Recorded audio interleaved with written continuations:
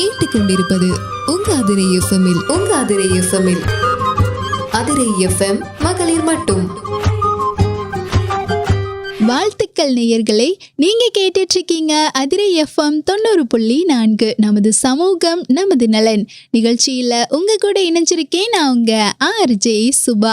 இன்னைக்கு நம்ம நிகழ்ச்சியில மதுரை மாவட்டத்திலிருந்து சுபம் ஏஜென்சி அப்படிங்கிற ஏஜென்சியை ரன் பண்ணிட்டு இருக்கக்கூடிய மீனா அப்படிங்கிறவங்க தான் நிகழ்ச்சியில நம்ம கூட இணைஞ்சிருக்காங்க. இவங்க நம்மளுடைய நிகழ்ச்சியில ஹோல்சேலா எப்படிலாம் பிஸ்னஸ் பண்ணலாம், அதே டைம்ல பிஸ்னஸ் பண்ணக்கூடியவங்களுக்கும் பெண்களுடைய வளர்ச்சிக்குமே நிறைய பயனுள்ள தகவல்களை ஷேர் பண்ணிக்கிட்டதுக்காக நிகழ்ச்சியில ரெடியா இருக்காங்க. நேயர்களான நீங்களும் நிகழ்ச்சியை கேட்கறதுக்காக ரெடியா இருப்பீங்க அப்படின்னு நினைக்கிறேன். ஸோ நிகழ்ச்சியை மிஸ் பண்ணாம கடைசி வரைக்கும் தொடர்ந்து கேளுங்க. இப்போ வாங்க நிகழ்ச்சிக்குள்ள போகலாம். வாழ்த்துக்கள் மேம், உங்களை பத்தி நம்ம நேயர்கள் கூட ஷேர் பண்ணிக்கோங்க. வாழ்த்துக்கள் மேம். என் பெயர் மீனாம்பாள், காலவாசல்ல இருக்கேன் மேடம். நான் 10th வரைக்கும் படிச்சிருக்கேன். ஹவுஸ் ஒய்ஃப் தான். வீட்ல வச்சு இப்ப பிசினஸ் பண்ணிட்டு இருக்கேன். ஆன்லைன் பிசினஸ் பண்ணிட்டு இருக்கேன் மேடம். ஓகே மேம், வீட்டில் வச்சு ஆன்லைன் பிஸ்னஸ் பண்ணிட்டு இருக்கீங்க இல்லையா?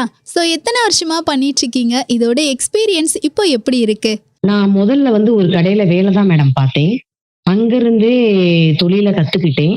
அதுக்கப்புறம் இப்ப ஒரு 3 இயர்ஸா நான் அங்க இருக்கும்போதே நான் ஆன்லைன்ல பண்ண ஆரம்பிச்சிட்டேன்.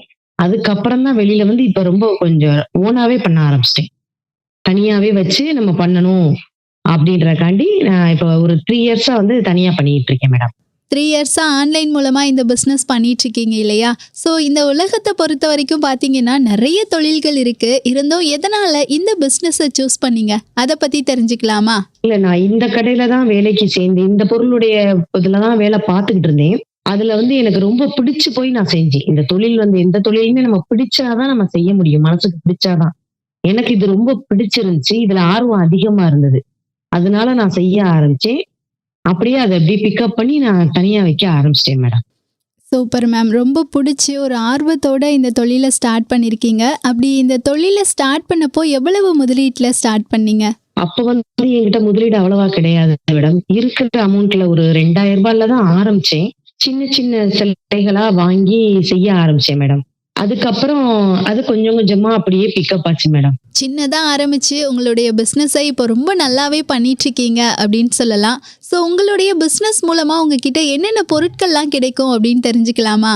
என்கிட்ட சாமி சிலைகள், வீட்டு அலங்கார பொருட்கள், அப்புறம் பூஜைக்கு தேவையான பத்தி, சூடம், சாம்பிராணி, இது எல்லாமே கிடைக்கும் மேடம். அது போக நமக்கு வீட்டுக்கு தேவையான மாப்பு, ஸ்க்ரப்பரு, பாத்திரம் வைக்கிற ஸ்க்ரப்பரு, இந்த மாதிரி எல்லா ஆன்லைன் ப்ராடக்ட் எல்லாமே நம்ம கிட்ட கிடைக்கும் மேடம். இது போக நம்ம மகளிருக்குள்ள இருந்து ஹெர்பல் சோப்பு, நாப்கின்னு, இதுவும் நாங்க சேல்ஸ் பண்றோம் மேடம். 3 இயர்ஸா ரன் பண்ணிட்டு இருக்கக்கூடிய இந்த பிஸ்னஸ் மூலமா நிறைய பொருட்களை ஹோல்சேலா வாங்கி விற்பனை பண்ணிட்டு இருக்கீங்க இல்லையா? ஸோ இந்த பொருட்கள் எல்லாமே உங்களுக்கு எங்கிருந்து கிடைக்குது? இந்த பொருட்கள் எல்லாமே மதுரை, சென்னை, இந்த மாதிரி இடத்துல இருந்து தான் மேடம் வாங்குறேன்.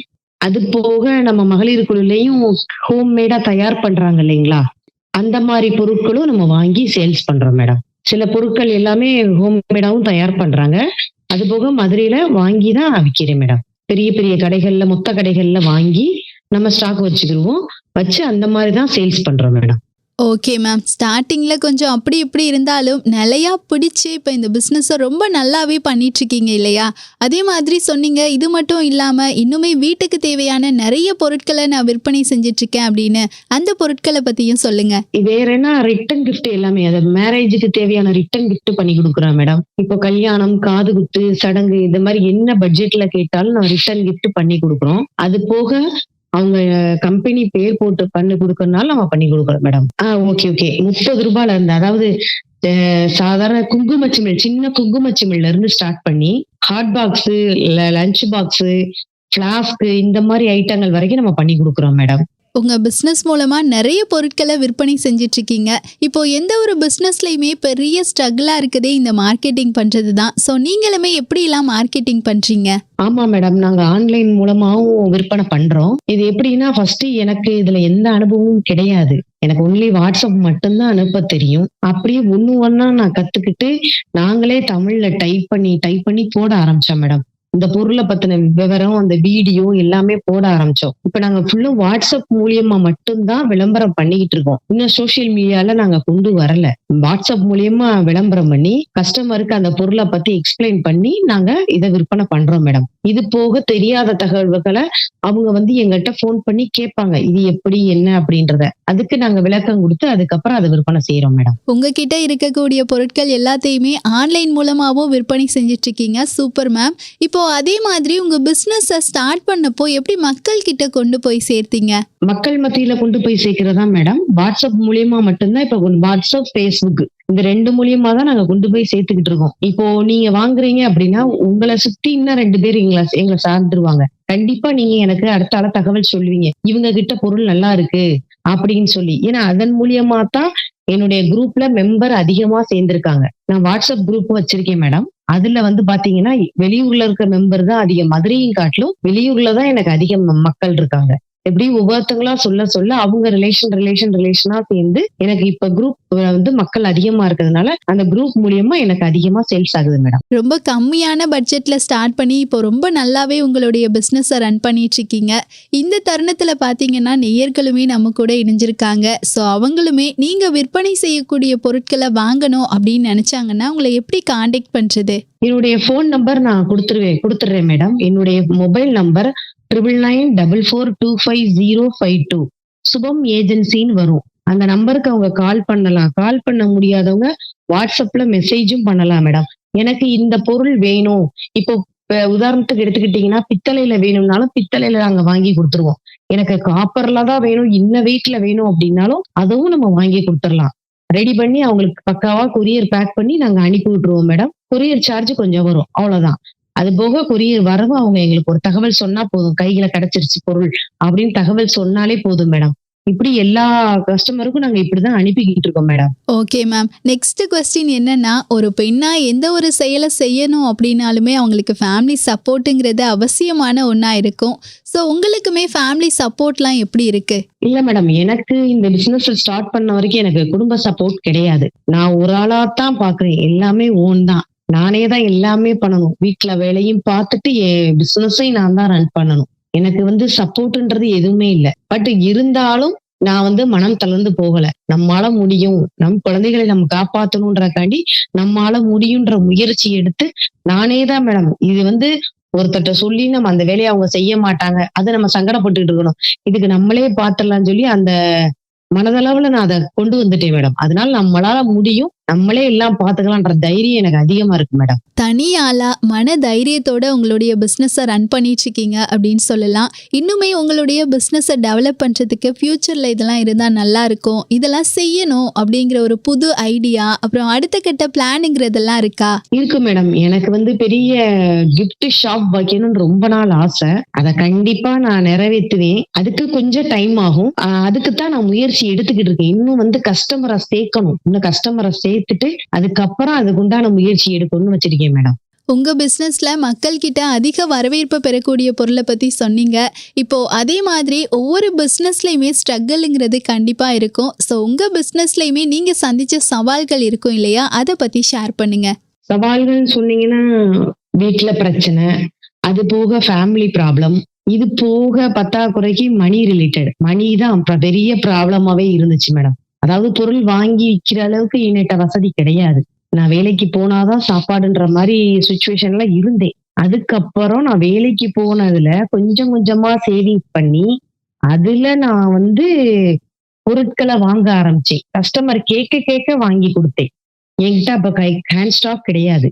கேட்க கஸ்டமர் ஆர்டர் போட தான் வாங்கி கொடுத்தேன்.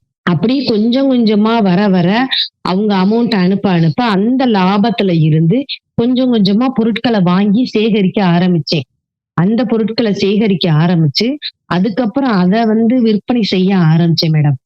அப்படியே ஆரம்பிச்சுதான் இன்னைக்கு கொஞ்சம் கொஞ்சமா ஓரளவுக்கு நான் வளர்ந்து நிக்கிறேன் மேடம். உங்க பிசினஸ்ல இருக்கக்கூடிய ஸ்ட்ரகிள்ஸை பத்தி சொன்னீங்க. அதே மாதிரி என்னதான் நிறைய ஸ்ட்ரகிள்ஸ் இருந்தாலும் இன்னொரு பக்கம் உங்களை சந்தோஷப்படுத்துற வகையில ப்ரௌடான மொமெண்ட்ஸ் இருந்திருக்கும் இல்லையா, அந்த மொமெண்ட்டை பத்தி ஷேர் பண்ணுங்க.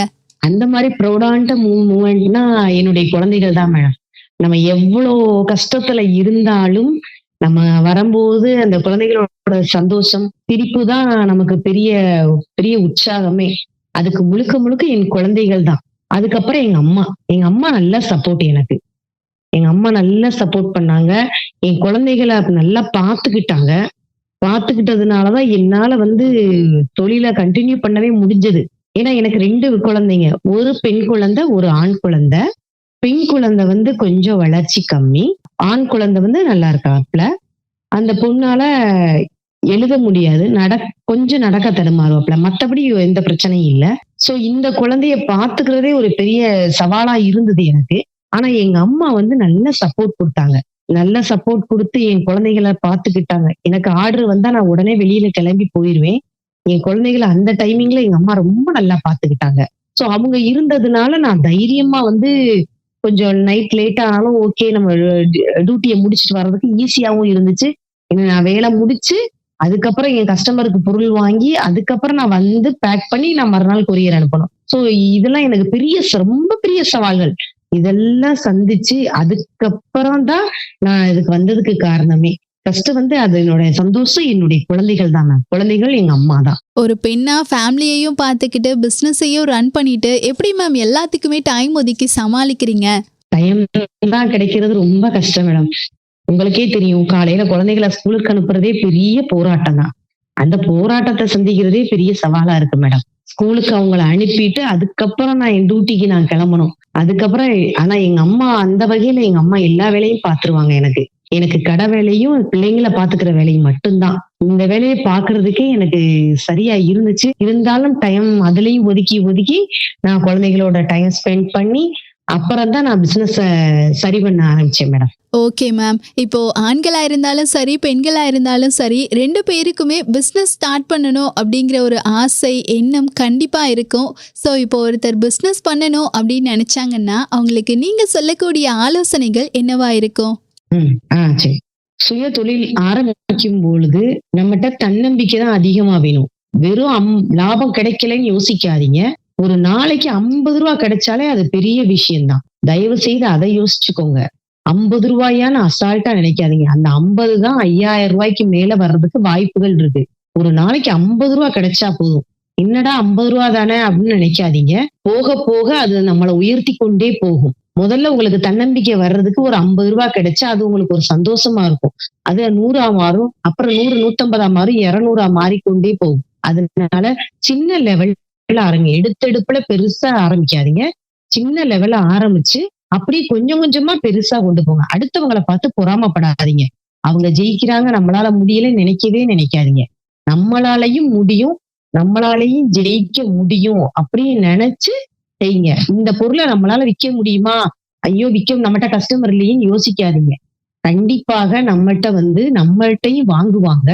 நம்மளாலையும் விற்க முடியுன்ற தன்னம்பிக்கை தைரியத்தோடு செஞ்சீங்கன்னா கண்டிப்பா நல்ல சேல்ஸ் ஆகும். கண்டிப்பாக எல்லாரும் சுயதொழில் பண்ணுங்க. நன்றி. சுயதொழில் ஸ்டார்ட் பண்ணக்கூடியவங்களுக்கு ஒரு சூப்பரான ஆலோசனையை கொடுத்தீங்க. இப்போ ஒரு பக்கம் நீங்க பிசினஸ் பண்ணக்கூடியவங்களா இருந்தாலும் இன்னொரு பக்கம் ஒரு பெண்ணா இருக்கிறதுனால இந்த கொஸ்டின் கேட்கிறேன். ஒரு பெண்ணா மற்ற பெண்களுடைய வளர்ச்சிக்கு இந்த தருணத்துல என்ன சொல்ல போறீங்க? ஒரு பெண்ணா இருந்து நான் என்ன சொல்றதுன்னா, மற்ற பெண்களுக்கு தொழில் கண்டிப்பாக வேணும். அதுவும் சுயதொழில் கண்டிப்பாக வேணும். குழந்தைய வச்சிருக்கோம், பெரியவங்க வீட்டுல இருக்காங்க, நம்ம என்ன பண்ண போறோம் அப்படின்லாம் யோசிக்காதீங்க. எல்லாராலையும் நம்ம பெண்கள் ஜெயிக்க முடியும். பெண்கள் ஜெயிக்க பிறந்தவர்கள் தான். கண்டிப்பாக பெண்களால ஜெயிக்க முடியும். பெண்கள் நினைச்சா எல்லாமே சாதிக்க முடியும் மேம். பெண்களால கண்டிப்பா முடியும் மேம். பெண்கள் தயவு செய்து வீட்டிலேயே முடங்கி விடாதீர்கள். சம்பாதிக்க ஆரம்பிங்க. வருமானத்தை கொண்டு வாங்க. வருமானம் தான் உங்களுக்கு. பெண்களுக்கு வருமானம் மட்டும்தான் இன்னைக்கு கை கொடுக்கும். நம்மள இண்டிபெண்டா வச்சுக்கிறதுக்கு காரணமே அந்த வருமானம் தான். அந்த வருமானத்தை கொண்டு வர எப்படின்றத பயன்படுத்துங்க. வருமானம் வந்ததுக்கு அப்புறம் தயவு செய்து ஆடாதீர்கள். வீட்டுக்கு தகுந்த மாதிரி இருந்துக்கோங்க. வருமானத்தை பெருக்கிறதுக்கும் வழிய ரெடி பண்ணி குடும்பத்தை நல்லபடியா வழி நடத்தி செல்லுங்க. அதுதான் நான் பெண்களுக்கு சொல்லக்கூடியது. குடும்பத்தையும் பாருங்க, வருமானத்தையும் பெருக்குங்க, நம்ம பிள்ளைங்களை நல்லபடியா வளங்க. அதுக்கு நமக்கு வருமானம் கண்டிப்பாக தேவை. நான் பெண்களுக்கு சொல்லக்கூடியது அது ஒன்றுதான். நன்றி மேடம். இதுவரைக்குமே உங்க பிசினஸ் பத்தியும் பெண்களுக்கும் சுய தொழில் ஸ்டார்ட் பண்ணக்கூடியவங்களுக்குமே நிறைய பயனுள்ள தகவல்களை ஷேர் பண்ணீங்க. இப்போ லாஸ்டா நம்ம அதிரை எஃப்எம்க்கும் அதிரை எஃப்எம் நேயர்களுக்கும் என்ன சொல்ல போறீங்க? எனக்கு இந்த வாய்ப்பு கொடுத்த அதிரை எஃப்எம் நேயர்களுக்கு நன்றி. நான் இதுவரைக்கும் நான் பேசுனது இல்ல, இதான் ஃபர்ஸ்ட் டைம். எனக்கு இந்த வாய்ப்பளித்த உங்களுக்கு எல்லாத்துக்கும் நன்றி. எஃப்எம் நேயர்களுக்கு சொல்வது என்னென்றால், உங்களுக்கு எதுவும் பொருட்கள் தேவை என்றால் என்னிடம் வாங்கிக் கொள்ளுங்கள். நான் என்னுடைய நம்பர் கொடுத்திருக்கேன். இதே மாதிரி எல்லா பெண் தொழில் முனைவோர்களுக்கும் நீங்க வாய்ப்பு கொடுக்கணும், உங்க எஃப்எம்ல பேசுறதுக்கு வாய்ப்பு கொடுக்கணும்ன்றத நான் தாழ்மையோட கேட்டுக்கொள்கிறேன். என்ன மாதிரி நிறைய பெண் தொழில் முனைவோர்கள் இருக்காங்க. அவங்க எல்லாத்துக்கும் வாய்ப்பு கொடுத்து அவங்கள மேல கொண்டு வர முயற்சி செய்யுங்கள். அதுக்கு எங்களுடைய மனமார்ந்த நன்றிகள். Thanks ma'am. நேயர்களே, நம்ம அதிரை எஃப்எம் மகளிர் மட்டும் நிகழ்ச்சியை மிஸ் பண்ணாம கடைசி வரைக்கும் தொடர்ந்து கேட்டிருப்பீங்க அப்படின்னு நினைக்கிறேன். நம்ம மதுரை மாவட்டத்துல நம்ம வீட்டுக்கு தேவையான எல்லா பொருட்களையும் ஹோல்சேலா எடுத்து 3 இயர்ஸா ரொம்ப சூப்பராகவே பிஸ்னஸ் பண்ணிட்டு இருக்கக்கூடிய மீனா அப்படிங்கிறவங்க தான் நிகழ்ச்சியில இணைஞ்சு நமக்கு தேவையான நிறைய பயனுள்ள தகவல்களை ஷேர் பண்ணாங்க. இவங்களுக்கு நம்ம அதிரை எஃப்எம் சார்பாகவும் அதிரை எஃப்எம் நேயர்கள் சார்பாகவும் வாழ்த்துக்களையும் நன்றிகளையும் தெரிவிச்சுக்கலாம். இப்போ நிகழ்ச்சியிலிருந்து விடைபெற போகிறேன். நான் உங்கள் RJ சுபா. இதனை பொதுநலன் கருதி வெளியிடுவோர் அதிரை பண்பலை 90.4. நமது சமூகம் நமது நலன். நேயர்களே, நம்ம அதிரை எஃப்எம் மகளிர் மட்டும் நிகழ்ச்சி பற்றிய கருத்துக்கள் விமர்சனங்களை எங்க கூட ஷேர் பண்ணிக்கணும் அப்படின்னு நினைச்சிங்கன்னா 7373776904 என்ற இந்த எண்ணுக்கு கால் பண்ணியோ அல்லது வாட்ஸ்அப் மூலமாகவோ தெரிவிக்கலாம். நீங்கள் கேட்டுக்கொண்டிருப்பது உங்க அதிரை எஃப்எம்மில் அதிரை எஃப்எம் மகளிர் மட்டும்.